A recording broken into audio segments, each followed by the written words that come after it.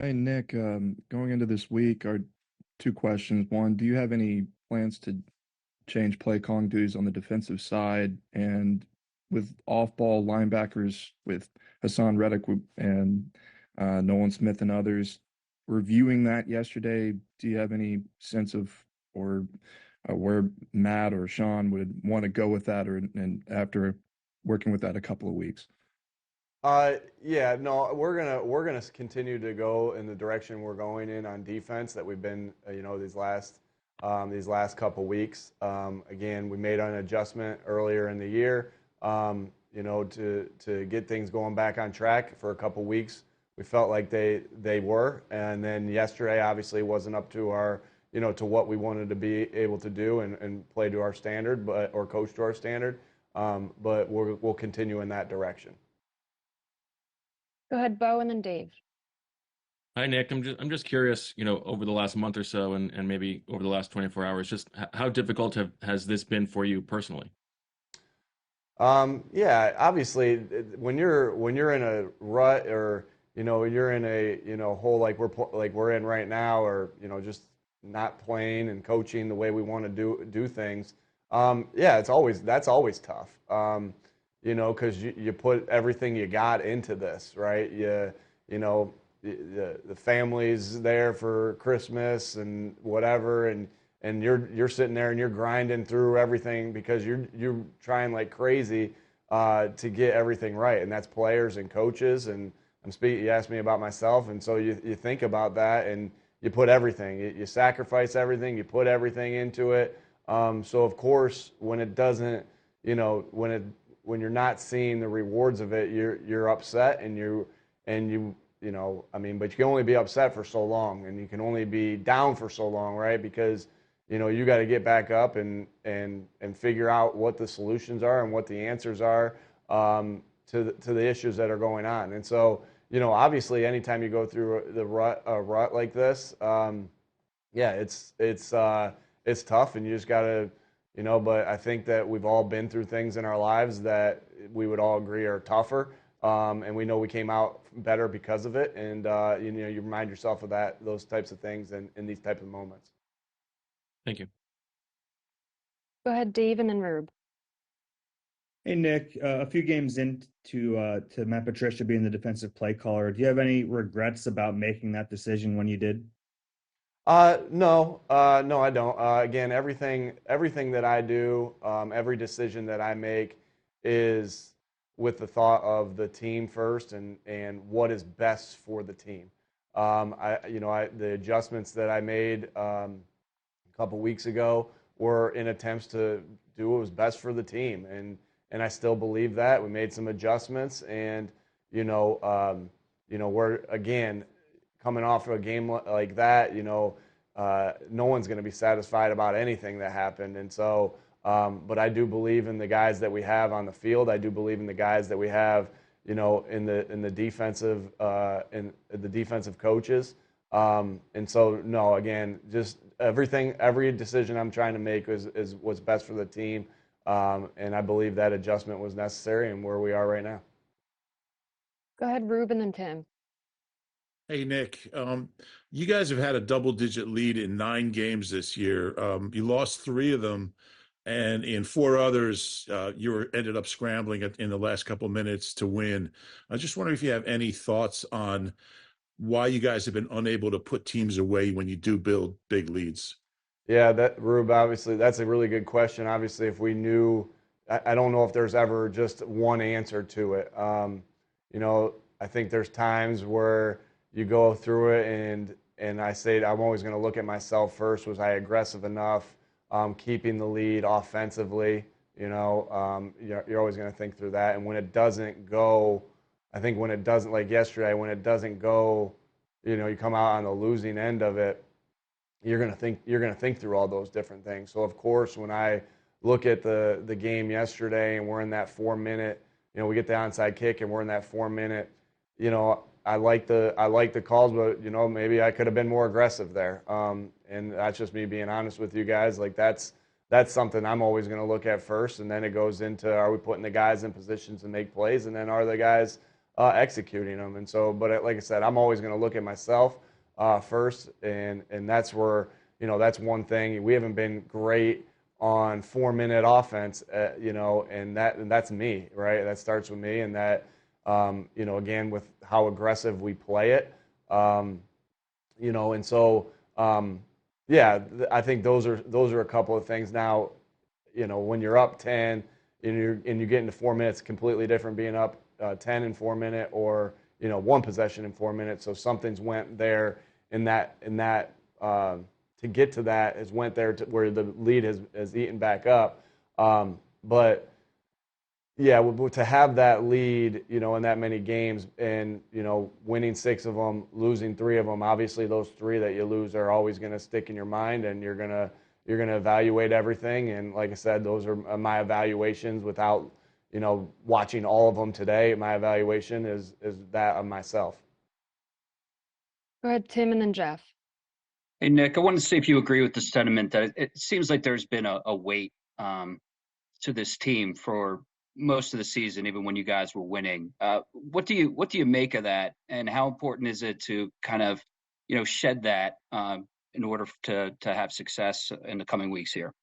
Yeah, I think that's a good question, Tim. I think that's expectations, and I think that always plays into it. If this is what it's supposed to look like. This is what we know we're capable of, and that's not that's our expectations of ourselves, and and knowing that we can continue to play better and coach better. And so I think that has been a little bit of it. I think if I'm obviously would have to spend some time thinking through that, but then my initial reaction is expectations. And like I said, we all have high expectations. The fans, us as as the Eagles, the coaches, the players, and so it's just wanting to live up to the expectations, but also just we also got to understand that it's about daily improvements and zoning in just on where we are.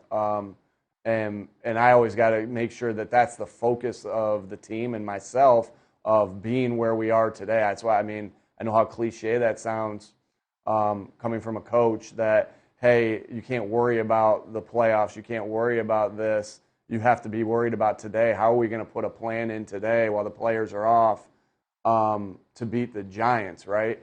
And just taking those steady moments. I think sometimes you can get yourself out when your expectations, when you feel like you're not playing to your expectations and coaching to your expectations.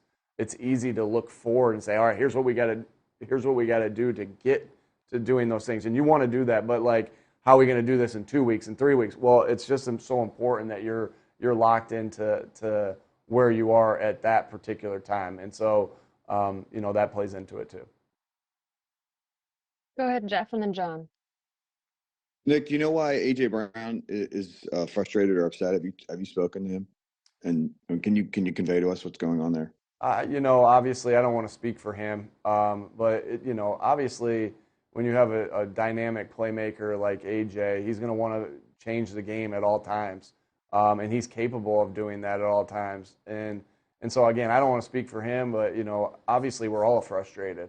We're all frustrated right now, especially coming off that loss yesterday. And so you want to be able to have fun, you want to be able to do all these things, and that football brings. But sometimes it's hard to have fun and hard to find the enjoyment when you're in a rut like we are. But he's always going to want to change the game because he knows he's capable, and that's just him being the playmaker he is. I know this, and I've said this to you guys on the record, off the record, all everything, that there's nobody that is as good of a teammate. There's nobody that's as good of a person as AJ. And shoot, he's one of our very best players, and one of the best players since I've been here in the past 3 years. So I can't say enough good things about him. We're all frustrated, I think, and I don't want, and again, like I said, I don't want to speak for him on anything. Go ahead, John, and then Martin. Nick, I know you come from an offensive perspective when it comes to the defense, and them stopping the run, you've had a bunch of 200-yard performances. When you see that inability to do it on a certain game day, and you were able to do it so well early in the season, what's kind of the disconnect there? Yeah, I think when you look at that, when anytime somebody rushes for 200 yards, you can look at it a bunch of different ways, right? They had some really good schemes that they did against our defense, right? They schemed us, a couple times. There were a couple times we had some uncharacteristic missed tackles, that they had, and granted to give them credit too. I don't want to take anything away from them. Because Connor's really good at breaking tackles. That's what he's good at. So sometimes it was our run fits of where we were. And when I say that, it's like, okay, well maybe we missed a run fit by a player, but also we have to coach it better in those scenarios. So it's never, especially when there's that many, when it's that, and when it feels like that, and it's over 200 yards, it's always there's never one thing. There's never one thing. And so, it's a combination of they schemed us, run fits of us not doing it, executing it well enough, and us not coaching it well enough. And then also some missed tackles, based off the guys that they have and, what they were doing. Go ahead, Martin, and then Bob. Hi, Nick. Excuse me. If I could ask about a couple injuries, I guess Devontae Smith was seen kind of in a walking boot after the game. If you can give us like an update on his status and just what he means to this team, and also, do you expect to have Darius Slay back this week against the Giants, or see someone waiting for the playoffs? Yeah, we'll see on Slay. We'll see where he is this week. Obviously we didn't put him on IR, but we'll just see, how his progression's going. He's worked really hard to get himself back. Really admire the way he's been working as far as Devontae. Obviously he got rolled up on that second to last drive on that third down call. And yeah, he was still on. He came up today, and I actually got to see him today. Got to spend some time with him. He was on crutches and still in the boot. And so, we'll see. We'll see where he is. He's tough as anybody we have on this team. He's a warrior. He's tough as heck. He'll do everything he possibly can to get himself back on that field as fast as he possibly can. And what he means to this football team is not only the playmaking ability that he has to change the game with the ball in his hands, but also, just his toughness is contagious. I think his toughness is super contagious to know that, he goes out there and puts his body on the line and throws his body around the way he does. I think that toughness is just, everyone sees it, everybody feeds off it. So obviously not having him on that field, anytime, a player with the caliber of Devontae, the playmaking ability, not having him on the field is a big deal. But also his toughness will be a big deal as well. Go ahead, Bob, and then EJ. Hi, Nick. Knowing you guys are at the mercy of the Cowboys here to lose division, do you consider it all sitting guys this week, or maybe even individual guys? You just talked about guys that are injured. Does that go into your thought at all? How much process is going with that? Yeah, sure, Bob. That's a good question. Obviously we try to think through everything at all times, and we're always thinking about those things. We're going to do whatever we need to do to win this game. But that's still that's a consideration what you're saying, because we think through all those different things, and so we understand. We are at the mercy of another team to win the division, all those different things. But we still know that we got to, you can't control that game, right? There's so many different things that you can't control in there. So you got to do what you got to do to win this game. And hey, we also got to get out of the rut that we're in, And so I'm not saying to you yes, I'm not saying to you no. I'm saying to you that everything's discussed, but there are some unknowns about the game.